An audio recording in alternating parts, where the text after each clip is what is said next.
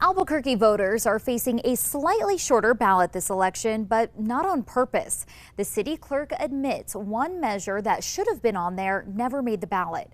News 13's Jessica Baron explains what exactly happened.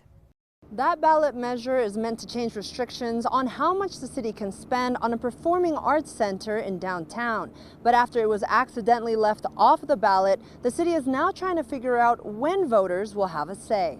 It's an anomaly. It's unprecedented. Super disappointing. That is how Albuquerque City Councilor Joaquin Baca describes a big mistake that's now left the question for voters off this November's ballot.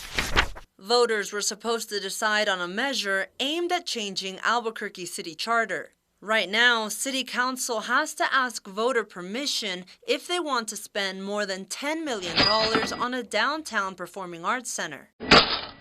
Joaquin Baca hopes voters will repeal that rule, but while councilors approved the question in March, the city clerk's office forgot about it until Baca called them.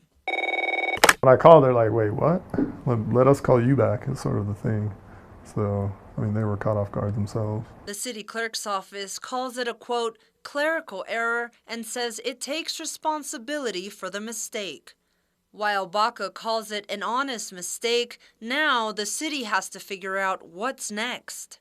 So this is pretty unprecedented, and so nobody really knows exactly what that looks like. So we're trying to, we got all the attorneys on it, trying to figure that out.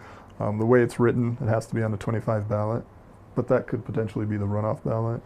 Baca says another potential scenario could force City Council to restart the process to put it on next year's ballot, amid the possibility of up to 5 new city councilors, a prospect Baca says isn't ideal.